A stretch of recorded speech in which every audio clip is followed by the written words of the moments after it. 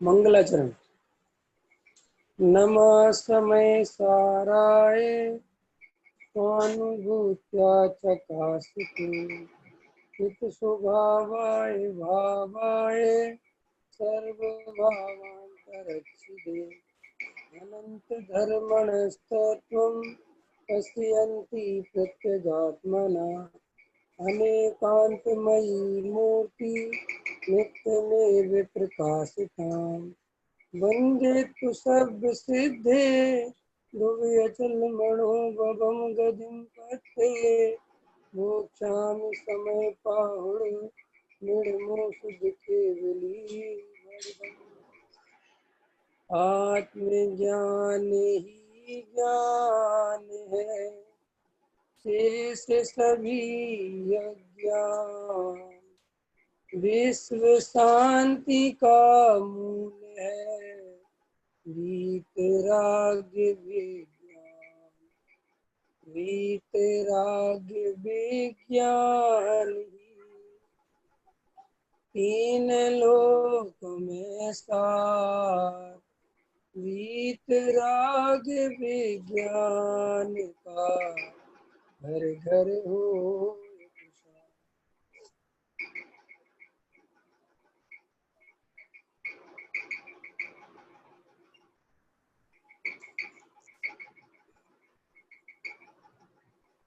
सम्यक दर्शन पूज्य गुरुदेव श्री के जो सम्यक दर्शन पर प्रवचन है उनके आधार से हमारी चर्चा चल रही है।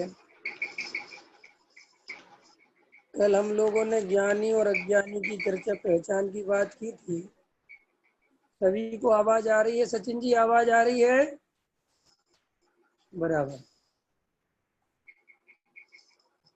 अब अपन उसी में थोड़ा आगे पढ़ेंगे, लेकिन उसके पहले एक प्रश्न आज आया है, उस प्रश्न की चर्चा पहले थोड़ी कर लेते हैं, फिर क्रम से इसको आगे पढ़ेंगे। एक प्रश्न आया है कि साहब ध्यान का स्वरूप बताइए। ध्यान के संदर्भ में सुनना चाहते हैं कि साहब ध्यान का क्या स्वरूप है, और पूज्य गुरुदेव ने जगह जगह ध्यान की चर्चा की है। तो ऐसा प्रश्न पूछा है। देखो, दो बातें आप गहराई से समझ लें। आप जो मैं चर्चा करूंगा हो सकता है कि आपके अहंकार को थोड़ी सी चोट पहुंचेगी। क्यों अहंकार को चोट क्यों पहुंचेगी? क्योंकि वास्तव में हम सब अधिकतर जो भी प्राय दिखाई देते हैं जीव, सबके अंदर अपने अपने पक्ष पड़े हुए हैं और अपने अपने अहंकार निर्मित कर लिए हैं। उसके कारण होता क्या है कि हमें कोई बात समझ में आई तो हम वो अपने जीवन में अप्लाई नहीं करते, खाली उस बात को शोर मचाते हैं। क्योंकि अगर वो बात हम अप्लाई करें तो फिर स्वाभाविक है कि हमारे जीवन में एक आनंद आएगा और हमें किसी भी प्रकार के वो प्रश्न जो हैं वो नहीं खड़े होंगे। तो अभी ऐसे ही प्रश्न ध्यान के संदर्भ में है। जिन भाई ने प्रश्न पूछा उन भाई मैं ध्यान के बारे में बताऊंगा, लेकिन पहले मैं वो उस चीज को क्लियर करूं कि ये प्रश्न कहाँ से उठता है, ये प्रश्न का मतलब क्या है। कि जैसे उन्होंने कहा कि गुरुदेव ने जगह जगह ध्यान के बारे में बताया है। जगह जगह जब ध्यान के बारे में बताया गया है और आपने गुरुदेव को पढ़ा है, तो इसका मतलब आपको ध्यान के बारे में क्लियर है, आप ध्यान का स्वरूप समझते हैं। और अगर आप उस ध्यान का स्वरूप समझते हैं और उस ध्यान की विधि आप जानते हैं तो निश्चित ही वो ध्यान आपने किया होगा। और अगर वो ध्यान आपने किया है तो उससे आपको जिस चीज की प्राप्ति हुई है वो भी आप जानते हैं। क्योंकि गुरुदेव ने कोई बात बताई है वो सब अनुभव से बताई है, इसलिए गुरुदेव के मार्ग में तो कोई कमी नहीं है। और ज्ञान ध्यान के संदर्भ में भी हम सभी लोग पहले गहराई से विचार करें कि हमारे तत्व ज्ञान में कोई कमी होगी तब हम ध्यान नहीं कर पा रहे हैं। क्योंकि ध्यान वास्तव में करने की चीज नहीं है। ध्यान तत्व ज्ञान पूर्वक जब ज्ञायक भगवान आत्मा की रुचि होती है तो भूमि का अनुसार उसका ध्यान माने उसके प्रति उसको देखने का भाव आता है। तो पहले कहीं हम ये देखें कि हमने पूज्य गुरुदेव श्री को इतना पढ़ा है, इतना समझा है, और अगर उन्होंने जगह जगह ध्यान की चर्चा की है, तो आप ध्यान के बारे में फिर शंका ही क्यों करना? फिर विवेक जी क्या बता सकते हैं गुरुदेव से ज्यादा? क्योंकि अगर गुरुदेव ने बता दिया तो मैं तो उनके सामने कुछ भी नहीं हूँ, और मैं क्या बताऊंगा। और वास्तव में आपको अभी गुरुदेव से समझ में नहीं आया, तो आप उसको इस तरीके से बात रख सकते हैं कि गुरुदेव श्री ने भी ध्यान की बहुत चर्चा ली है, लेकिन अभी हमारे ज्ञान में क्लियर नहीं हुई है।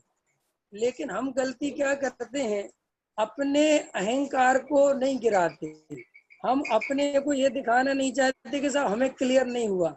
हम हमेशा दूसरे की परीक्षा लेना चाहते हैं, हम दूसरे को टटोलना चाहते हैं, जबकि आपको टटोलने से कुछ नहीं मिलेगा। क्यों? कि किसी की परीक्षा हम तब ले सकते हैं जब हमने उस ज्ञायक भगवान आत्मा का खुद को कुछ अनुभव किया हो। इसलिए ध्यान के संदर्भ में अगर गुरुदेव ने चर्चा की है और आपने पढ़ा है तो वो सम्यक है। फिर दूसरी बात, अभी एक बात और समझ लें कि एक बात और कहने में आई कि साहब गुरुदेव ने जगह जगह चर्चा की है, और साहब आपने भी कोई ध्यान की चर्चा नहीं ली, और अभी हमने कम से कम 26-27 पेज पढ़े हैं।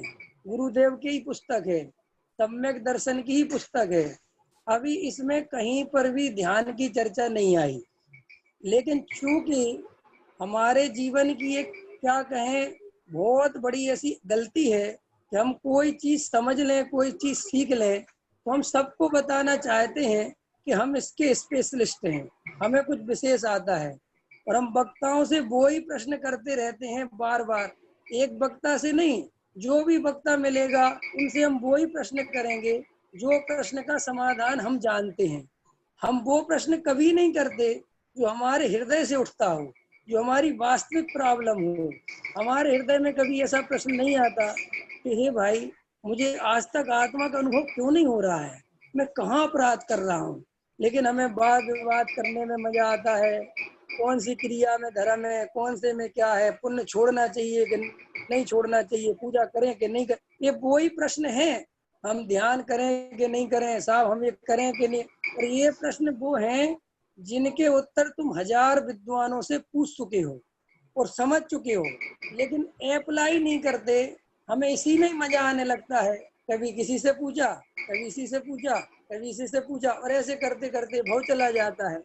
ये और एक व्यक्ति की गलती नहीं है, ये अज्ञान दशा में जितने भी अज्ञानी जीव हैं, हम सब ने अनंत बार यही गलतियां की हैं कि अगर हमें शास्त्रों का जरा सा ज्ञान ज्यादा हो गया तो हमने विद्वानों को खींचना चालू कर दिया।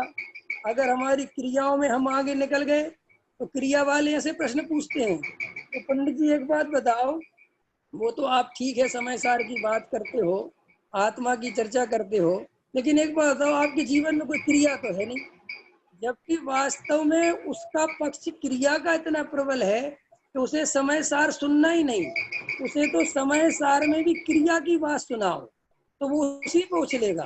कई लोगों को शुद्धात्मा का इतना ज्यादा पक्ष बैठ जाता है कि साहब श्राप का चार भी सुनाओ तो उसमें भी हमें शुद्धात्मा ही सुनाओ। तो श्री गुरु कहते हैं कि ये कोई धर्म का लक्षण नहीं है, ये तो वास्तव में एक अपने अहंकार का पोषण करने का मार्ग है। और उस अहंकार के पोषण करने के लिए हम और वो समझ क्यों नहीं पाते कि हम ये अपने अहंकार के लिए कर रहे हैं? क्योंकि हमें होश नहीं है, हमें वस्तु का सच्चा स्वरूप श्रद्धान में नहीं है, और हम धर्म के सारे रास्ते एक अहंकार के पोषण करने में ही लगा देते हैं। चाहे फिर वो हम क्रियाओं के माध्यम से करें, चाहे वो हम पूजा पाठ भक्ति के माध्यम से करें, चाहे वो हम शास्त्र पढ़ के करें, चाहे हम मंदिर में बोलियां लेके करें, चाहे हम विद्वानों की सेवा करके करें। कई लोगों को इस बात का बहुत घमंड होता है कि हमारी एक से एक विद्वानों से पहचान है, हम सारे विद्वानों को जानते हैं, और ऐसा कोई विद्वान नहीं जिसको हमने ठगा नहीं है कि नहीं, हमने सबको ठगा है। और पंडित जी आपके पहले 50 आए और हमने सबसे ऐसे ही प्रश्न पूछे, कोई ढंग का जवाब नहीं दे पाया। अरे ढंग का जवाब तो तब दे जब तुम ढंग का जवाब चाहते हो। तो मैं तो कैसे भी करके उस जवाब में कमी निकालनी है, तो मैं तो अपने अपने, अगर उसने तुम्हारी बराबरी का उत्तर दे भी दिया, तुम जैसा चाहते हो, तो तुम फिर पता क्या कहोगे, ऐसा तो मुझे पहले ही से पता था। ठीक है, उत्तर तो बराबर दे दिया, ऐसा तो हम पहले ही से जानते थे। तो ये सब मैं किसी की निंदा नहीं कर रहा हूँ, ये मेरे अंदर ऐसी कमी है, ऐसी बुराई मेरे अंदर है, मैं अपनी बुराई बता रहा हूँ, मैं तुम्हारी बुराई नहीं। अगर तुम्हारे अंदर ऐसी बुराई हो, तो मैंने तो अपनी बुराई पहचान ली कि मेरे अंदर क्या बुराई है।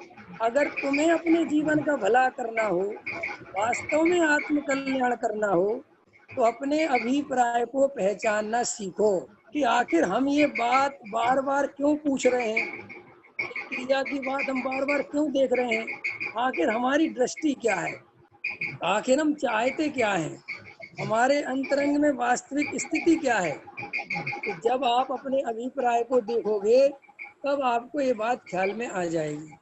और अगर आप अपने अभिप्राय को नहीं पकड़ोगे, देखो गुरुदेव श्री की हमने जो चर्चा कर रहे हैं, गुरुदेव श्री इस पूरे प्रकरण में जो ज्ञानी और अज्ञानी की चर्चा ले रहे हैं, वो पूरे प्रकरण में ये चर्चा ले रहे हैं कि भाई अभिप्राय पहचानना सीखो, अपना भी और दूसरों का भी। क्योंकि ज्ञानी की पहचान अभिप्राय से होती है, ज्ञानी की पहचान क्रिया से नहीं होती, ज्ञानी की पहचान मंद कसाय से नहीं होती, ज्ञानी की पहचान बहिरंग आचरण से नहीं होती। अगर असली तुम्हें पहचानना है कि वास्तविक ज्ञानी कौन है, तो उसके लिए हम सबको ये निर्णय ही करना पड़ेगा कि मेरा खुद का अभिप्राय। कोई आवाज खुली है क्या? किसी की आवाज क्यों खुली है? आवाज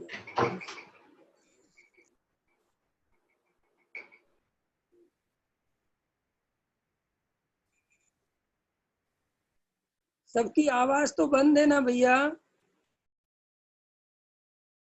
मेरी आवाज आ रही है कि नहीं? तो किसी की आवाज डिस्टर्ब कर रही है कोई। अभी आवाज किसी की आ रही थी मेरे को, अब नहीं आ रही, हालांकि पहले आ रही थी। तो देखो, गुरुदेव श्री ने अपने पूरे जीवन में, पूज्य गुरुदेव ने, ऐसी कोई बात नहीं है जो आत्म कल्याण के लिए जरूरी हो और पूज्य गुरुदेव श्री ने नहीं कही हो। इसलिए गुरुदेव ने पूरा वस्तु का स्वरूप बता दिया है। अब हमें कहीं भटकने की बहुत जरूरत नहीं है। अब तो सिर्फ इतनी सी बात है कि पूज्य गुरुदेव की बात हमें समझ में नहीं बैठ रही हो, और वो कोई हमें समझाने वाला मिल जाए और उसकी भाषा शैली हमें सूट करती हो, तो उससे बात सुन लो। बाकी वास्तव में कुंद कुंद भगवान ने, आचार्य अमृतचंद भगवान ने, तोडामल जी साहब ने और पूज्य गुरुदेव श्री ने, तोडामल जी साहब ने मोक्ष मार्ग प्रकाशक में सभी प्रकार की भूलों की चर्चा की है। इसलिए मोक्ष मार्ग प्रकाशक पढ़ने वाला, और मजेदार बात है, पूज्य गुरुदेव श्री ने मोक्ष मार्ग प्रकाशक पर भी प्रवचन किए हैं और समय सार जी पर तो प्रवचन ही प्रवचन किए हैं। इसलिए हमारे पास कोई माल की कमी नहीं है। हमारे पास माल तो इतना है कि हम जितना चाहें उतना ले लें तो भी कम ना पड़े।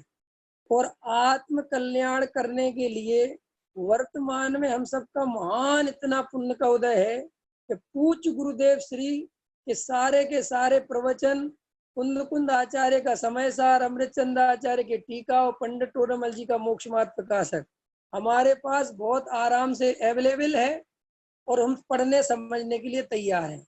लेकिन चूंकि हमें खुद मेहनत करने की आदत बिल्कुल नहीं है, हम अंतरंग में वास्तव में आत्म कल्याण चाहते हैं कि नहीं चाहते हैं, हमें समाज के चक्करों में, मंदिरों के चक्कर में, क्या कहेंगे लोग, सबसे बड़ा है रोग, इन्हीं में पूरा जीवन चला जाता है। और हम दो चार बातें सीख लेते हैं जो थोड़ी सी हटके हों, तो हम फिर वो दुनिया भर को सुनाते रहते हैं और क्षयोपम ज्ञान के आधार से अपने को बड़ा मानते हैं। कभी जड़ की क्रियाओं से अपने को बड़ा मानते हैं, कभी पूजा मंदिर के कोई अध्यक्ष पुजारी वो मंत्री संतरी बन गए तो उससे बड़ा मानते हैं। कभी विद्वान हमारे थोड़े से ज्यादा हमारे परिचय में आ गए और विद्वान प्रवचन में हमारा नाम लेने लगे तो हम उससे अपने को बड़ा मानते हैं। कभी महाराजों का ज्यादा तुम्हें आशीर्वाद मिलने लगा तो उससे बड़ा मानते हैं। इस तरह से ये भव भव की कहानी है। देखो भाई, जिनवाणी में जो आत्म कल्याण की चर्चा है वो आत्म कल्याण करने के लिए ही है। अगर हम जिनवाणी से भी कसाय का पोषण करेंगे, जड़ की क्रियाओं से अपने को बड़ा मानेंगे, तो फिर ये जो दुर्लभ तत्व ज्ञान हमारे जीवन में आया है, ये फिर इस भाव में बेकार चला जाएगा और फिर अनंत भाव की जो कहानी चली आ रही है वो चलती रहेगी। इसीलिए हम सब हृदय भर के पहले किसी की परीक्षा करने के लिए प्रश्न पूछना बंद करें और हृदय से अंतरंग में ये भाव जगे कि वास्तव में मुझे कुछ ये बात समझ में नहीं आ रही है और मैंने बहुत प्रयास किया। तो उससे आपके पूछने से ही आपको पता चल जाएगा कि ये मैं आत्म कल्याण के लिए प्रश्न कर रहा हूँ या अपने को कुछ एक्स्ट्रा दिखाने के लिए प्रश्न कर रहा हूँ, अथवा सामने वाला कितने गहरे पानी में है उससे क्लियर कर रहा हूँ।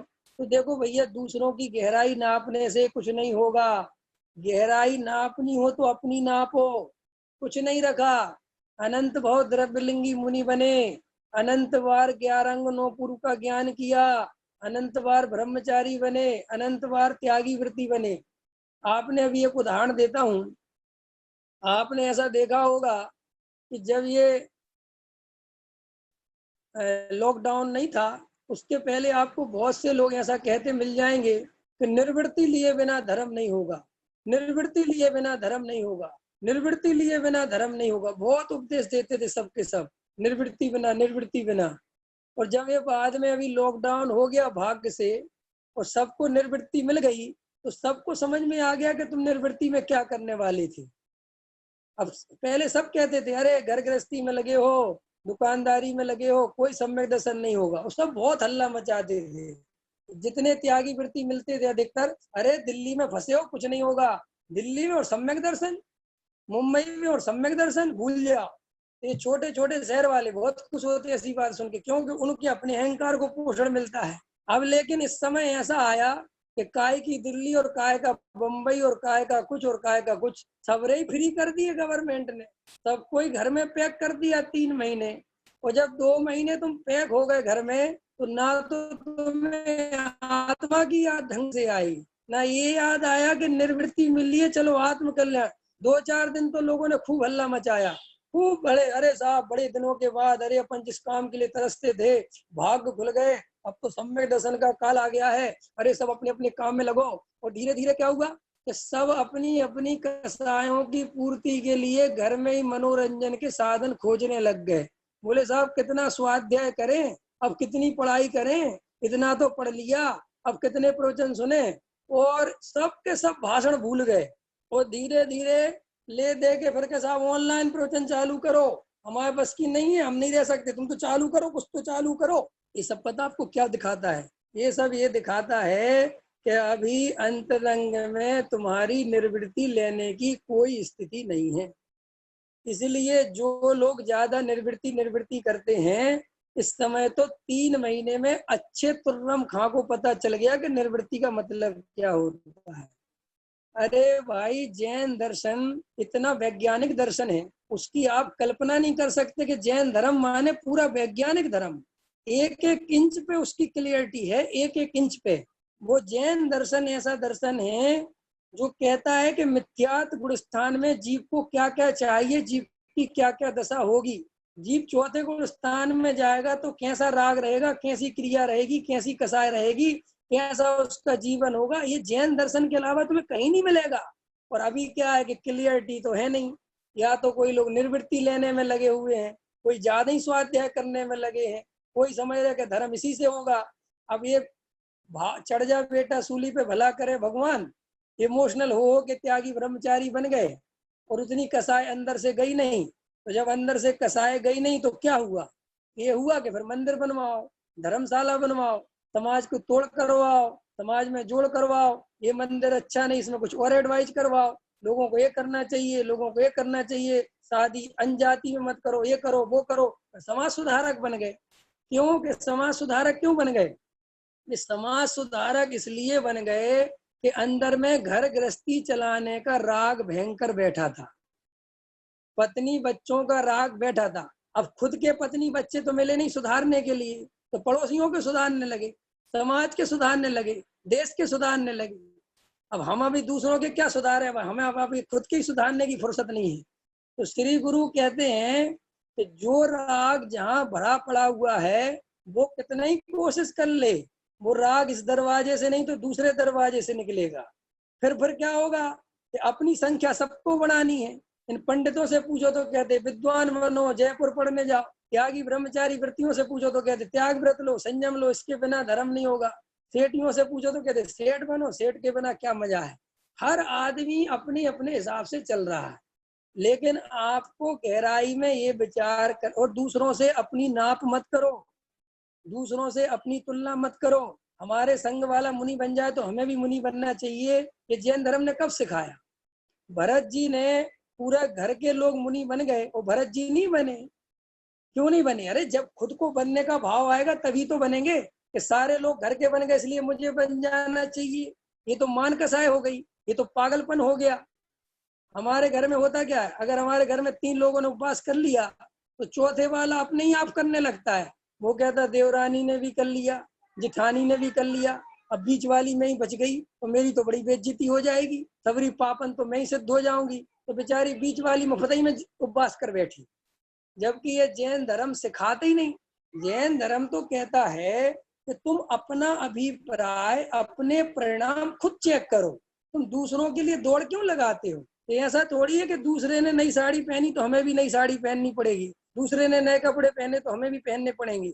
जब तक हम धर्म का सही स्वरूप नहीं समझेंगे तो हमें हमेशा ठगाई होगी। तो देखो भैया, मेरी बातों को अन्यथा नहीं लेना, और अन्यथा भी ले लोगे तो मैं क्या करूंगा, क्योंकि तुम्हारी जैसी योग्यता होगी तुम तो वैसे ही चलोगे, मैं तो कोई चलाने वाला हूं नहीं। फिर भी मैं गहराई से एक बात कहना चाहता हूं कि मैं तुम्हारे हर प्रश्न का जवाब देने के लिए तैयार हूं, बशर्ते वो प्रश्न आत्म कल्याण के लिए होना चाहिए। परीक्षा करने के लिए, दूसरे को नीचा दिखाने के लिए, अपने को बड़ा दिखाने के लिए अगर हम वो प्रश्न करते हैं तो निश्चित ही समझना उसका समाधान आपके लिए फायदेमंद नहीं हो सकता। क्योंकि प्रश्न का समाधान तभी फायदेमंद है जब वो आपके खुद के लिए हो। अगर वो आपके खुद के लिए नहीं है तो आप उसका समाधान नहीं पा सकते। अब बाकी उन ध्यान की जो चर्चा है तो ध्यान के संदर्भ में समझ लें। जैन धर्म में 4 तरह के ध्यानों की चर्चा है, आर्त ध्यान, रौद्र ध्यान, धर्म ध्यान और शुक्ल ध्यान। तो पहले तो हम ये बात अच्छे से समझ लें कि हम ध्यान करना नहीं जानते, ऐसा तो है ही नहीं। ध्यान करना तो हम जन्मों जन्मों से जानते हैं और रात और दिन ध्यान ही करते हैं। क्योंकि आर्त ध्यान और रौद्र ध्यान है तो ध्यान ही, भले ही खोटे ध्यान है, भले ही पर पदार्थों के ध्यान है, लेकिन ध्यान तो हम करते ही हैं कि नहीं। हम दिन रात पर पदार्थों का चिंतन करते हैं कि नहीं, कि अच्छी चीजें बनी रहे, बुरी चीज हट जाए। ये सब क्या है? ये सब ध्यान ही है। लेकिन हम जब शुद्धात्मा के ध्यान की बात आती है तब हमारे मन में प्रश्न आता है कि हमें शुद्धात्मा का ध्यान क्यों नहीं होता। ख्याल में आ रही मेरी बात? तो देखो भाई, जब तुम्हें पर पदार्थों की रुचि है तो पर पदार्थों का ध्यान होता है, जिसे आर्तरोध ध्यान कहते हैं। और जब तुम्हें शुद्धात्मा की रुचि होगी तो किसका ध्यान होगा? शुद्धात्मा का। तो बहुत सरल बात है ना, इसमें है क्या बात? एक प्रेम अपनी प्रेमिका को दिन रात याद करता है, तो कैसे याद करता है, उसका ध्यान कैसे करता रहता है? तो उसमें ध्यान करने की जरूरत क्या है? वहां उसे सुख दिखाई देता है, उसमें रुचि है, उसका ध्यान अपने आप आता है। ऐसे ही निचली भूमिका में पहले तत्व की क्लियरिटी होना चाहिए। हमें क्या लगता है, बहुत सारे लोगों को लगता है कि हमने तो इतना तत्व पढ़ लिया, इतना स्वाध्याय कर लिया, फिर हमें अब हम क्या करें। हम, अरे भैया, तुमने जिसको पढ़ना कहते हो वो सब क्षयोपम ज्ञान है, जिसे तुम समझना कहते हो वो सब क्षयोपम ज्ञान है। असलियत में तुम्हें समझ में आ गए होते 7 तत्व तो सम्यक दर्शन हो गया होता कि नहीं। अभी हम छोटे छोटे अहंकारों में जीवन जा रहा है, छोटी छोटी बातों में जीवन जा रहा है, और हमें ख्याल में, क्योंकि हम अभिप्राय तक तो पहुंचते नहीं। और हम सब क्या सोचने लगते हैं, अरे हमने तो समय सार बहुत पढ़ लिया, हमने तो जिनवाणी बहुत पढ़ ली, हमने तो विद्वानों को बहुत सुन लिया। कि तुमने जिनवाणी बहुत पढ़ ली, तुमने समय सार बहुत सुन लिया, तुमने विद्वानों को बहुत सुन लिया, समय सार बहुत बार पढ़ लिया, लेकिन समय सार में कुंद कुंद जो कहना चाहते हैं वो तुम्हें समझ नहीं आया। आचार्य अमृतचंद भगवान जो भगवान आत्मा समझाना चाहते हैं वो समझ नहीं आया। जो अकर्ता ज्ञायक भगवान आत्मा पूज्य गुरुदेव बताना चाहते हैं वो पकड़ में नहीं आया। इसलिए अभी हम जो गुरुदेव की ये पुस्तक पढ़ रहे हैं, इसमें आपने गहराई से देखा होगा कि जो जो गुरुदेव बातें कह रहे हैं, पहले एक एक बात पे विचार करो, एक एक बात पे। क्या हम वैसा वेद विज्ञान अभी तक कर पाए जैसा गुरुदेव ने कहा? चैतन्य जी, ख्याल में आता कि नहीं आता? जैसा गुरुदेव ने हमसे वेद विज्ञान करने को कहा, विवेक जी, वैसा वेद विज्ञान कर पाए आप कि नहीं कर पाए? हाथ रखो हृदय पे। नहीं कर पाए तो भाई साहब ध्यान की चर्चा करने से क्या होगा? जब अभी तुम वो वाला भेद ज्ञान ही नहीं कर पाए, वस्तु का निर्णय नहीं कर पाए, तो आगे की चर्चा कैसे करेंगे? नहीं समझ में आया? हमारी यहाँ पर गलतियां क्या है कि हम, एक युधिष्ठिर की कहानी सुनी होगी आपने। युधिष्ठिर जब पढ़ते थे तो युधिष्ठिर के पास जब एक लेसन, एक पाठ पढ़ाया द्रोणाचार्य ने, तो उनने कहा कल याद करके आना। तो याद कराए सब बच्चे, और युधिष्ठिर भी याद कराए। तो अगले दिन उन्होंने कहा दूसरा पाठ निकालो, तो दूसरा पाठ पढ़ा दिया। युधिष्ठिर से बोले कि कल याद करके आना। युधिष्ठिर याद करके नहीं आए। अरे बोले भैया कल तुम याद करके आए थे, अब दूसरा लेसन आ गया, पढ़ के क्यों नहीं आए? बोले महाराज, जब पहले वाला मैंने अभी अपने जीवन में अप्लाई नहीं किया तो दूसरा पढ़ने का फायदा क्या है? क्या कहा उनने? जो पहला वाला पाठ आपने पढ़ाया था कि झूठ नहीं बोलना, सदा सत्य ही बोलना, तो पहले इस पे तो अप्लाई कर लूं, फिर मैं अगला पाठ पढ़ूंगा। हमारे जीवन में क्या हो रहा है कि हम तो पहले दिन ही, माने पहली क्लास में ही डले रहते हैं और पढ़ाई कर लेते हैं एमए तक की, और अप्लाई नहीं करते पहली क्लास की। तो फिर भ्रम क्या होता है कि हमने तो एमए तक की पढ़ाई पढ़ ली, और आप तो कह रहे थे कि पहली क्लास के बाद ही आनंद आने लगेगा, और आनंद तो आ नहीं रहा, सम्यक दर्शन तो हो नहीं रहा, आत्मा का अनुभव तो हो नहीं रहा। ये प्रश्न होता है लोगों को कि नहीं? नहीं समझ में आया? महेश जी, कुछ ख्याल में आ रहा है कि नहीं आ रहा? फिर लोग प्रश्न करते हैं कि हम 20 साल से स्वाध्याय सुन रहे, सा हमें आत्मानुभव सम्यक दर्शन तो हुआ ही नहीं। हालांकि ऐसा प्रश्न भी बहुत कम लोग करते हैं, क्योंकि 20 साल में उनका अहंकार इतना बड़ा हो जाता है, वो ये बात कहें तो किसी से कैसे कहें, इसलिए चुपचाप रहते हैं, लेकिन मन में उनको लगता है। लेकिन भाई साहब 20 साल की बात कहाँ है? ये तो जन्मों जन्मों की बात है ना।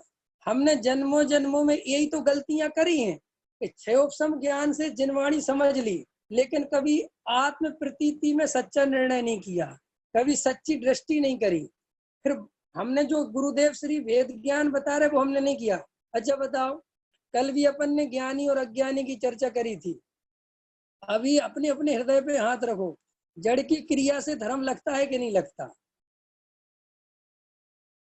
देखो अपने आप ही समझ में आ जाएगा। मंदिर जाना और दुकान खोलना एक जैसा है, इसमें कोई बड़ी बात नहीं है, कोई अंतर नहीं है, ऐसा लगता है। तो अभी हमें ना पुण्य पाप एक लगते हैं, ना हमें जड़ की क्रिया अलग दिखती है। हमें लगता है कि क्रिया तो करनी ही पड़ेगी, हम नहीं करेंगे तो कौन करेगा। इतनी मोटी मोटी भूल, पहाड़ जैसी भूल हमारे जीवन में चलती रहती है, और फिर हम कहते हैं कि वो अकर्ता क्या है भगवान, तुम्हारे ख्याल में आ ही नहीं रहा, अनुभव में तो आ ही नहीं रहा, हम अकर्ता तो पकड़ ही नहीं पा रहे। अरे भैया, अकर्ता को भी कर्ता बन के पकड़ना चाहते हो? क्या कहा मैंने? अकर्ता को भी कर्ता बन के पकड़ना चाहते हो। पुण्य पाप में प्रत्यक्ष अंतर मानते हो, और फिर कहते फिरते हो कि पुण्य पाप एक है। कोई कीमत है कहने की? पुण्य पाप एक है कहने की कीमत है? पूज्य गुरुदेव ने जैसे डंके की चोट पे कहा कि जड़ की क्रिया में धर्म नहीं होता, ऐसा कहने की हिम्मत नहीं है भी लोगों के अंदर। एक एक सेकंड के लिए गुरुदेव को पढ़ो, एक एक वाक्य के लिए गुरुदेव को पढ़ो, तो आपको ख्याल में आएगा कि वास्तव में गुरुदेव क्या कमाल करते हैं। तो हमने क्या किया कि हमने मूल तत्व में ही कमी रखी, और फिर हम कहते कि हमें ध्यान नहीं होता। तो देखो भैया, जब तक तत्व निर्णय सही नहीं होगा, वस्तु की स्वरूप की क्लियरिटी नहीं होगी। एक द्रव्य दूसरे द्रव्य का कर्ता धर्ता नहीं है, एक एक समय की पर्याय स्वतंत्र है। ये कहने के लिए नहीं है ये बातें, ये अनुभव करने की बातें हैं, ये निर्णय करने की बातें हैं। जब आपको ये निर्णय नहीं हो पा रहा, जब आपको ये बात क्लियर ही नहीं हो पा रही, तो ध्यान कैसे होगा? और आप ध्यान की बड़ी बड़ी पुस्तक भी लिख सकते हो, उसमें क्या बात है। जबकि मैं पहले ही कह रहा हूं कि आर्त ध्यान और रौद्र ध्यान हम निरंतर कर रहे हैं। अच्छा बताओ, शिखा जी नहीं, शिखा जी तो किचन का ध्यान करती होंगी। विवेक जी, पैसे का ध्यान करते हो कि करना पड़ता है? बोलो, कितने लाख रुपए लेने तुम्हें मेरे से? हैं? ना तुम भूलते हो ना मैं भूलता हूँ, है कि नहीं? तुम्हारी 20-50 पार्टियां होंगी, और फिर रात के 1:30 ही पूछे कि विवेक जी कितने पैसे लेने हैं? भाई साहब 1,32,460 रुपए का बैलेंस है। क्यों नहीं भूले? ये ध्यान क्यों बना रहा? लगाते ना थोड़ा 2-4 मिनट ध्यान के, ध्यान करता हूँ, नहीं करना पड़ता। क्योंकि जहाँ तीव्र रुचि होती है, जहाँ तीव्र सुख दिखाई देता है, वहां पर ध्यान करना नहीं पड़ता, ध्यान अपने आप होता है। अब आत्मा की रुचि है नहीं, और ध्यान आत्मा का करना चाहते हो, तो फिर वही होता है कि साहब ध्यान आत्मा का करने बैठते हैं और दिखाई देने लगते हैं मकान दुकान, दिखाई देने लगते हैं उधार खाते, दिखाई देने लगते हैं और कुछ कुछ। तो फिर सबने तरीका क्या निकाला कि देखो जी, ऐसा ध्यान कभी नहीं लग पाएगा डायरेक्ट। ध्यान लगाने की विधि समझ लो कि ध्यान लगाने की विधि क्या है। एकाग्र चिंता निरोधो ध्यानम, कि चित्र का एकाग्र हो जाना। अब एकाग्र कैसे करें? कि तुम अनंत परमात्मा की प्रतिमा का ध्यान लगाओ। अब चूंकि प्रतिमा हम जानते हैं वो पुद्गल का पिंड है, वो इंद्रिया गोचर है, इंद्रियों से हमने देखा है, और ज्ञान की ऐसी विशेषता है कि वो जिस गेय को देखता है वो उसकी आकृति अपने ज्ञान में एनी टाइम बना सकता है। तो वो अनंत भगवान के ऐसा प्रतिमा का ध्यान लगाया। अब अनंत भगवान की नासा दृष्टि को देखो। अब देखो अनंत भगवान कैसे कैसे बैठे हुए हैं, हाथ पे हाथ रख के बैठे हुए हैं, कमल के ऊपर बैठे हुए हैं। ऐसे करते करते करते करते तुम ध्यान में डूबते जाओ, डूबते जाओ, डूबते जाओ, डूबते जाओ। तो वास्तव में ये जो ध्यान की प्रक्रियाएं बताई हैं, ये सारे ध्यान तो सारी दुनिया कराती है। जैन धर्म ने इस तरीके के ध्यान पर बल नहीं दिया, क्योंकि जैन धर्म ये कहता है कि इस तरीके से जो तुम ध्यान कर रहे हो, इसमें आत्मा नहीं मिलेगा, इसमें तो वही पुद्गल ही पुद्गल के पिंड मिलेंगे, और तुम्हें थोड़ी देर की शांति मिलेगी तो तुम्हें लगेगा कि मन शांत हो गया। जैन धर्म मन शांत करने वाला धर्म नहीं है। क्या कह रहा हूं मैं? जैन धर्म मन के शांति के धर्म को धर्म नहीं मानता। जैन धर्म ये नहीं कहता कि तुमने मोबाइल उठा के फेंक दिया, तुम जंगल में चले गए और आधा घंटा, 1 घंटा, 2 घंटा, 4 घंटा शांति से बैठ गए, तो जैन धर्म इसे धर्म नहीं मानता। इसे जैन धर्म ध्यान भी नहीं मानता, क्योंकि वो कहता है कि ये शांति है कितनी देर की। जैसे ही ये निमित्त हटेंगे, जैसे ही तुम यहाँ से निकलोगे, तुम्हारे हाथ में मोबाइल आएगा, तुम वापस ज्यों के त्यों हो जाएंगे। तो जैन दर्शन तो ये कहता है कि तुम्हें मन से भी भिन्न, ये मन भी मेरा स्वरूप नहीं है, मन में उठने वाले संकल्प विकल्प भी मेरा स्वरूप नहीं है, इनसे भी मैं न्यारा हूँ। और जो जाननहार वस्तु है, जो जानने वाला है, जो ज्ञाता भाव है, जो साक्षी भाव है, ये मैं हूँ। ख्याल में आ रहा है ना? पकड़ ख्याल में आ रही कि नहीं आ रही? पंकज जी, बात समझ में आ रही कि नहीं आ रही? तो जैन दर्शन ने नो कर्म, द्रव्य कर्म और भाव कर्म, तीनों कर्मों को लिया। तो तीनों कर्मों को लेने के पीछे क्या कारण है कि देखो भाई, ये शरीर आदि संयोग आदि तो तुम्हारा स्वरूप है ही नहीं। समझना मेरी बात, इससे भेद ज्ञान कराया। फिर बोले साहब जो कर्म का उदय है, ज्ञानावरण आदि कर्म, ये भी तुम्हारा स्वरूप नहीं है।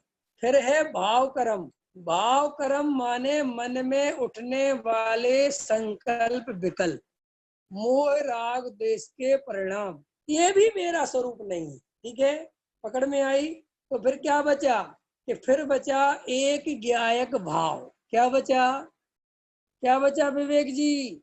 एक ज्ञायक भाव। और वो कहते हैं कि वो जो ज्ञायक भाव बचा ना, जिसको आचार्य कुंद कुंद ने 6वें नंबर की गाथा में कहा, जो ज्ञात है सो वो तो वही का वही है, बस एक ज्ञायक भाव है। तो जैन धर्म वस्तु स्वरूप ये कहता है कि उस ज्ञायक भाव की दृष्टि करना है। किसकी दृष्टि करना है? ना तो इन परिणामों से अपने को अच्छा बुरा मानना, न जड़ की क्रिया वाला अपने को मानना, न उससे अपने को अच्छा बुरा मानना, न कर्म के उदय से अपने को छोटा बड़ा मानना, अपने के तो एक ज्ञायक भाव पे दृष्टि टिकाना। तो अब ये प्रश्न आता है कि उस ज्ञायक भाव पर दृष्टि कैसे टिके।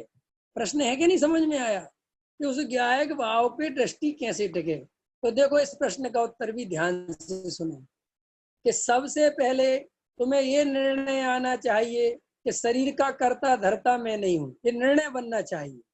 समझ में आ गई कि नहीं समझ में आई? तुम्हें ये निर्णय बनना चाहिए कि पर पदार्थ संयोगों से मुझे किसी कीमत पे सुख सच्चा नहीं मिल सकता, शाश्वत सुख नहीं मिल सकता, ये मेरी वस्तु नहीं है, ये मेरा अस्तित्व नहीं। ये निर्णय होने चाहिए। ये निर्णय होने के बाद कर्म के उदय से मेरा अच्छा बुरा नहीं होता, ये निर्णय होना चाहिए। फिर भाव कर्म भी मैं नहीं कर सकता, राग देश भी अपनी योग्यता से होते हैं, ये पूरा भरोसा होना चाहिए। चैतन्य जी, ये पूरा भरोसा होना चाहिए। इसलिए जैन दर्शन भरोसा माने विश्वास, विश्वास माने प्रतीति, श्रद्धा। वो कहता अगर तुम्हारी श्रद्धा ही कमजोर होगी तो तुम्हें ध्यान नहीं लग सकता। पहले तो निर्णय चाहिए कि मैं अकर्ता ही हूं, चाहे कुछ हो जाए। और सब कुछ दिखाई कैसे देता है? सब कुछ दिखाई कैसा देता है? करता क्या करता? करता दिखाई देता है। अगर हम दुकान नहीं खोलेंगे तो दुकान कैसे चलेगी? ये हाथ हम नहीं उठाएंगे तो कैसे उठ जाएगा? भोजन हम नहीं करेंगे तो कैसे हो जाएगा? सब जगह क्या दिखाई देता है? करता। ये परिणाम किसने करे? ये राग देश किसने करे? खंबे में होते हैं क्या? उद्गल करता है क्या? अरे मैंने करे ना भैया। इनका फल किसको मिलेगा? मुझे ही तो मिलेगा ना। तो श्री गुरु कहते देखो, परिणाम से चिपका रहा, क्रिया से चिपका रहा, और फिर कहता है कि एक वक्त भगवान आत्मा मेरे ध्यान में क्यों नहीं आता? अरे भाई, तुम्हें ध्यान में आएगा कैसे? तुम बार बार करते पने में फंस जाते हो। जरा सा 5 मिनट 2 मिनट बैठाने की बात कहो तो वहां पे भी ये परिणाम नहीं आए, ये परिणाम आ जाए, ये परिणाम बुरे हैं, ये परिणाम अच्छे हैं। भैया हम तो जब भी ध्यान करते ना, पता नहीं दुकान दिखने लगती है, मकान दिखने लगता है। तो घबरा क्यों गए दुकान और मकान से? पता क्यों घबरा गए दुकान और मकान से भैया? क्यों घबरा गए दुकान और मकान से? प्रश्न नहीं आया मेरा समझ में? दुकान से और मकान से तुम्हारे ज्ञान में झलकी तो तुम घबरा क्यों गए? इसलिए घबरा गए कि तुम्हारा वेद ज्ञान नकली था। कि क्यों घबरा गए? तुम्हारा वेद ज्ञान नकली था। तुम दुकान और मकान नहीं देखना चाहते थे, तुम श्री भगवान को देखना चाहते थे। हमारे ज्ञान में जिनेंद्र भगवान झलके, और झलक रही है क्या? दुकान है कि नहीं? तो और जबकि ज्ञानी धर्मात्मा क्या कह रहे? दुकान झलके सो वो तुम्हारा स्वरूप नहीं है, और श्री मंदिर झलके सो वे भी तुम्हारा स्वरूप नहीं है। तुम तो जानने वाले हो, जानने में आने वाले पदार्थ तुम नहीं हो। इस पे टिके रहने का नाम है पुरुषार्थ। ठीक है? तो हम टिके क्यों नहीं रहते? कि जितना जितना तुम्हारा वेद ज्ञान बढ़ेगा उतना उतना टिकोगे। सम्यक दृष्टि ज्ञानी धर्मात्मा को भी 6-6 महीने लग जाते हैं, 6-6 महीने का काल लग जाता है उस आत्मानुभव की दशा के लिए, क्षण भर की। तो ये तो हमें निर्णय करना चाहिए कि चौथे गुण स्थान वाला छायक सम्यक दृष्टि जीव जब इतना काल ले सकता है आत्मानुभव में, तो भाई साहब अभी हमारी क्या स्थिति है? तो फिर हम कह रहे हैं क्या कि तुम रात और दिन ज्ञायक भगवान आत्मा अकर्ता ज्ञायक स्वभाव हूं, इसका चिंतन करो। मैं करता धरता नहीं हूं, इसका निर्णय करो। अगर इसका निर्णय नहीं करोगे और ये पर्यायों को बदलने का, संयोगों को बदलने का अगर दिमाग में रखोगे कि ब्रह्मचारी बनेंगे, त्यागी वृत्ति बनेंगे, तभी जाके कुछ होगा, बस ये सारी मान्यताएं मिथ्या दर्शन को पुष्ट करती हैं और सम्यक दर्शन होने नहीं देती, आत्मानुभव होने नहीं देती।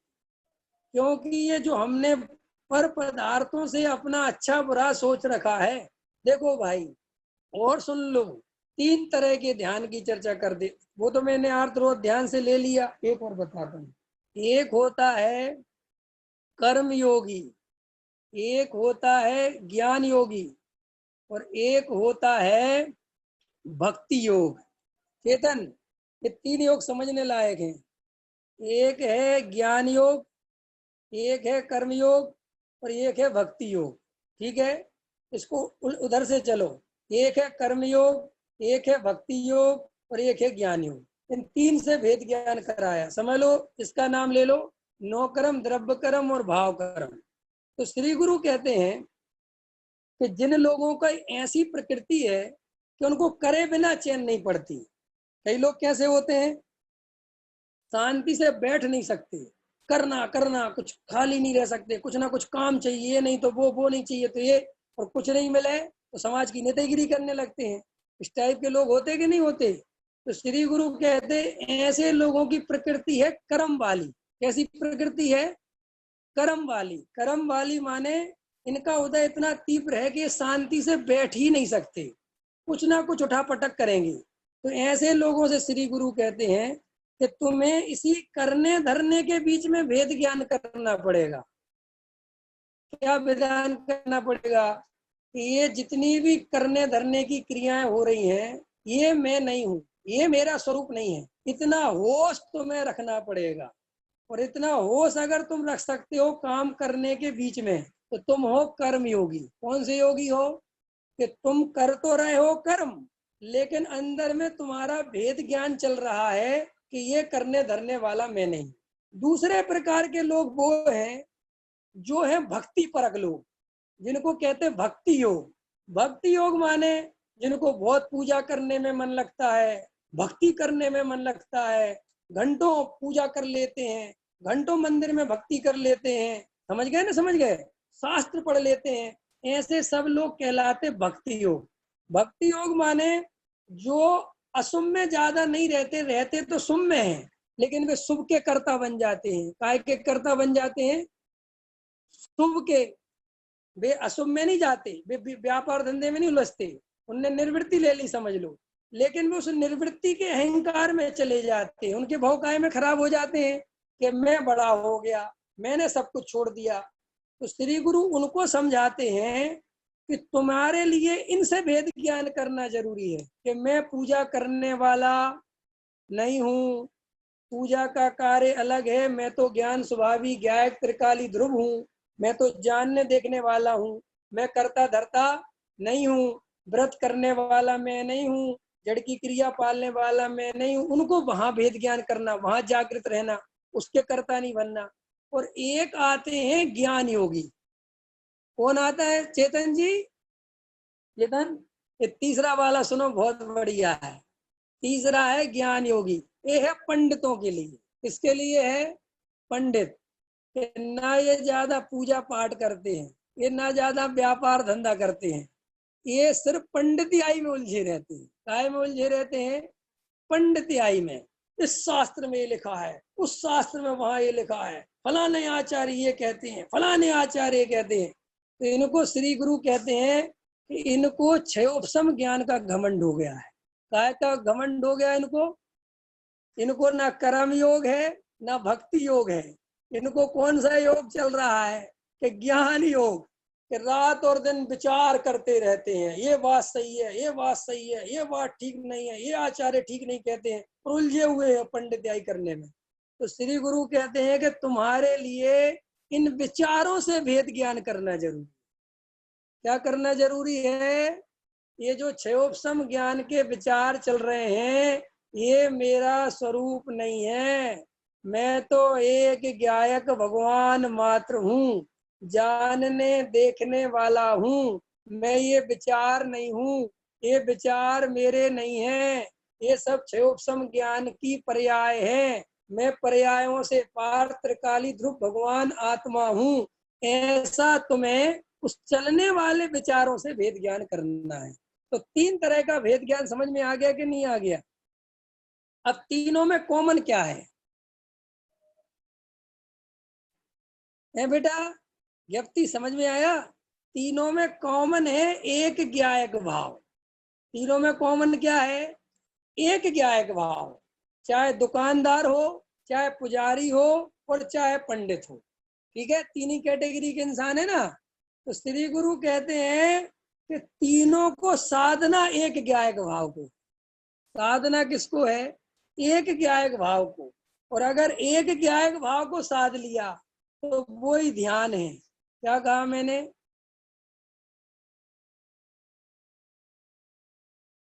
में ये बात अधिकार में लिखे, भी मेरे अधिकार ख्याल में नहीं है, वहां लिखा उनने कि सम्यक दृष्टि जीव ज्ञानी धर्मात्मा जीव उसके जिसके एक कसाय पूर्वक वीतरागता हो गई।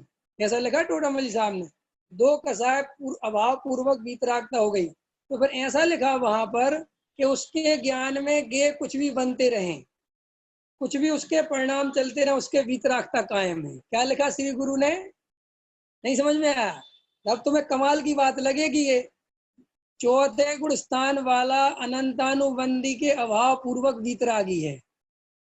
क्या कहा उनने? चौथे गुण स्थान वाला अनंतानुबंधी के अभाव पूर्वक वीतरागी है। अब उसके वहां वीतरागता में क्या दिख रहा तुम्हें? 96,000 शादी करने चला जाता है, 60,000 वर्ष पर लड़ने के लिए चला जाता है। क्या वीतरागता दिख रही तुम्हारे लिए? कौन सी वीतरागता है? क्या लक्षण है वहां वीतरागी का? कि सुनो, अनंत पदार्थों का मोह छोड़ दिया, यही वीतरागता है। अनंत पदार्थों में सुख बुद्धि छोड़ दी, यही वीतरागता है। ख्याल में आया कि नहीं आया? लेकिन हमें तो वो ख्याल में आती नहीं, क्योंकि हमें तो ये चरम चक्षु से देखने की आदत पड़ी हुई ना हर चीज को, कि हमें तो बाहर दिखना चाहिए, हमें तो बाहर दिखाओ कुछ, और हम बाहर दिखाने के चक्कर में अंदर का गायब ही कर देते हैं। इसलिए श्री गुरु कहते हैं कि भैया ध्यान करने की जो विधि है वो भेद ज्ञान ही है। क्या कहा मैंने? ध्यान करने की जो विधि है वो भेद ज्ञान ही है। और निचली भूमिका में भेद ज्ञान के बल से ही ध्यान होता है। क्या कहा मैंने? निचली भूमिका में भेद ज्ञान के बल से ही ध्यान होता है। जो जीव, देखो टोडामल जी साहब ने क्या लिखा, देखो तत्व विचार की महिमा। क्या लिखा टोडामल जी साहब ने? अरे बोलो चेतन जी, क्या लिखा? देखो तत्व विचार की महिमा। टोडामल जी ने ये तो नहीं लिखा देखो ध्यान की महिमा। नहीं समझ में आया? क्या लिखा विवेक जी? याद आ रहा कि नहीं आ रहा? टोडामल जी साहब ने ये नहीं लिखा कि देखो ध्यान की महिमा। उनने क्या लिखा? देखो तत्व विचार की महिमा। जो जीव तत्व विचार करे, भले ही व्रतशील संयम आदि बिल्कुल भी ना पाले, तो भी सम्यक दर्शन करने का अधिकारी है। और जो जीव तत्व विचार के बिना घोर व्रतशील संयम आदि का पालन करे, तो अभी सम्यक दर्शन का अधिकारी नहीं है। अगर तुम टोडामल जी को कुछ मानते हो, इससे बड़ी क्रांतिकारी घोषणा दुनिया में कोई दूसरा करने वाला नहीं। इतनी क्रांतिकारी घोषणा टोडामल जी साहब करते हैं। टोडामल जी साहब कहते हैं सप्त व्यसन से बड़ा पाप मिथ्यात्व का है। क्या समझते हो तुम? ऐसे ही थोड़ी फांसी चढ़वा दिया टोडामल जी को, हाथी के पैर के नीचे मरवा दिया। ये पचती नहीं है बात। हाल में आया ना? तो फिर वहां पे ध्यान क्यों नहीं लगा कि भाई जो जीव प्रायोग लब्धि में पहुंचा, 5 प्रकार की लब्धियां है ना, तो चौथी प्रकार की प्रायोग लब्धि में कोई जीव पहुंचा, तो उसने जो तत्व सुना था, देशना जो ग्रहण करी थी, उन्हीं तत्वों की गहराई में उतरता गया। तत्व विचार माने भेद ज्ञान। ये शरीर वाला मैं हूं कि नहीं, ये शरीर का कर्ता धर्ता मैं हूं कि नहीं, वास्तव में ये मेरे अनुसार परिणमन कर रहा है कि नहीं, मैं आखिर हूं कौन। ऐसा वो धीरे धीरे जो देशना में सुना था उनका विचार कर रहा है, पुण्य पाप का विचार कर रहा है, संयोग का विचार कर रहा है। अंदर चलने वाले संकल्प विकल्पों का विचार कर रहा है, और उन संकल्प विकल्पों में जाते जाते देखते देखते कि उनने, श्री गुरु तो कहते हैं कि तू तो इनसे भिन्न मात्र जानने वाला है, तो उन्होंने जानने वाले पे ध्यान माने विचार करना चालू किया। और श्री गुरु कहते हैं, वहां टोडामल जी कहते हैं कि धीरे धीरे धीरे धीरे वही जीव ऐसा विचार करते करते करते उसके परिणाम कब निमग्न हो जाते हैं, माने कब वो विकल्पों से रहित होके निर्विकल्प दिशा में पहुंचता है, और वहां पर करण लब्धि चालू हो जाती है और सम्यक दर्शन हो जाता है। क्या लिखा, रहस्यपूर्ण चिट्ठी पढ़ी कि नहीं पढ़ी? तो वहां पर श्री गुरु कहते हैं कि मूल में तो वेद ज्ञान ही कार्यकारी है। मूल में क्या बात है? अमृतचंद आचार्य सब भगवान खुले शब्दों में कहते हैं कि आज तक जितने भी सिद्ध हुए वो काय से हुए? वेद ज्ञान से। और आज तक जितने भी संसार में घूम रहे वो काय से घूम रहे? वेद ज्ञान के अभाव से। ऐसा तो नहीं लिखा उनने कि जितने भी संसार में है वो ध्यान के अभाव के कारण घूम रहे हैं। नहीं समझ में आया? प्रश्न करो, ध्यान करना चाहिए कि नहीं? प्रश्न है कि नहीं? ध्यान करना चाहिए कि नहीं? कि सुनो, हम जिस वेद ज्ञान को बता रहे हैं वो ही ध्यान की कुंजी है। क्या बता रहे हैं हम कोई ध्यान से अलग बात नहीं बता रहे हैं। ये सब शब्दों के खेल हैं। काय के खेल हैं? शब्दों के। जैन दर्शन निचली भूमिका में वेद ज्ञान को यूज करता है, किस शब्द को बोलता है? और जब वही बात मुनिराज की तरफ आते तो अपन ऐसा नहीं कहते मुनिराज वेद ज्ञान करते। मुनिराज क्या करते हैं? ध्यान। मुनिराज को वेद ज्ञान नहीं बोलते, मुनिराज क्या करते हैं? ध्यान। ज्ञानी धर्मात्मा क्या करते हैं? ध्यान। और मिथ्या दृष्टि को क्या करना है? भेद ज्ञान। के भेद ज्ञान होगा जब दो फाड़ होंगी, राग अलग और ज्ञान अलग, और ज्ञान मेरी वस्तु है, जब ये निर्णय होगा तो फिर ध्यान किसका होगा? ज्ञान का। आ गया समझ में कि नहीं समझ में आ गया? क्योंकि जहां अपनापन होता है उसी का तो ध्यान होता है, और जहां अपनापन नहीं होता उसका ध्यान नहीं होता। तो हम अपनेपन के बिना ध्यान करेंगे तो उस ध्यान में तुम्हें आत्मा नहीं मिलेगा, और आत्मा में अपनापन करके जब ध्यान होगा कुछ नहीं मिलेगा। नहीं करें? ठीक है ना भैया? ख्याल में आ रहा कि नहीं आ रहा? पंकज जी ख्याल में आ रहा कि नहीं आ रहा? सचिन जी आ गया समझ में वेद ज्ञान और ध्यान? कि नहीं आया? बोलो नहीं आया। नहीं समझ में आया?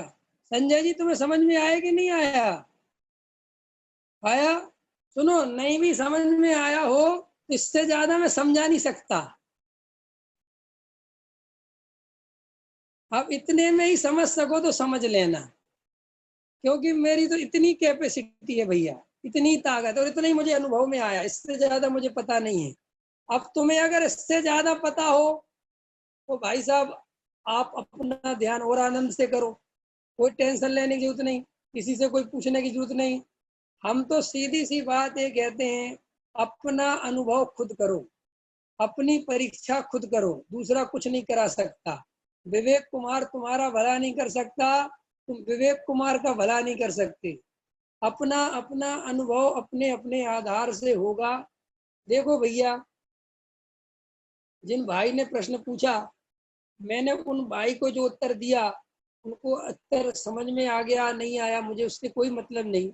लेकिन भैया इतनी बात जरूर समझना कि गहराई में सिर्फ हम सब अपने अभिप्राय को पहचाने। अभिप्राय में सारा रहस्य छुपा हुआ है। सारी भूल अभिप्राय की है, न परिणामों की है, न क्रिया की है, न कोई भूल है। सिर्फ एक ही भूल है। भूल कितनी है? एक। और वो भूल कहाँ है? अभिप्राय में, श्रद्धा में। बाकी चारित्र की भूल को भूल ही नहीं मानते। ज्ञान क्षयोपम को ज्यादा बढ़ाओ उसकी कोई कीमत ही नहीं है, और क्रिया तो जीव की है ही नहीं। ख्याल में आया? इसीलिए हम वेद ज्ञान के बल से ध्यान की ओर बढ़ेंगे। ऐसा सम्यक पुरुषार्थ हम सबको जगेगा शांति बनाकर वस्तु स्वरूप को विचार कर ये मन विश्राम पा सकता है, और मन विश्राम किसी और आधार से नहीं पा सकता। इसलिए दूसरे आधार छुड़ाकर अगर हम थोड़ी देर मन को शांत कर भी ले तो शांति की कोई कीमत नहीं है। असली शांति तो सम्यक दृष्टि के पास होती है। कि कैसी होती है कि 6 खंड का वैभव आ जाए तो भी नहीं घबराता, और अगर झोपड़े में जाना पड़ जाए तो भी नहीं घबराता। ये सम्यक दृष्टि की शांति है। और हम वो आदमी है वेद ज्ञान के अभाव में कि जरा सा पैसा आ जाए तो हालत खराब, और पैसा चला जाए तो हालत खराब। नहीं होता दोनों में। पैसा आ जाए तो हमें दूसरे आदमी दिखाई नहीं देते, और पैसा चला जाए तो हमें खुद को खुद ही दिखाई नहीं देते कि हम हैं भी कि नहीं। तो इस तरीके से गहराई से वस्तु का विचार करना। अभी का मेरा समय हो गया। सभी को मेरा सादर जय जिनेन्द्र। सहजानंदी सोत स्वरूपी अविना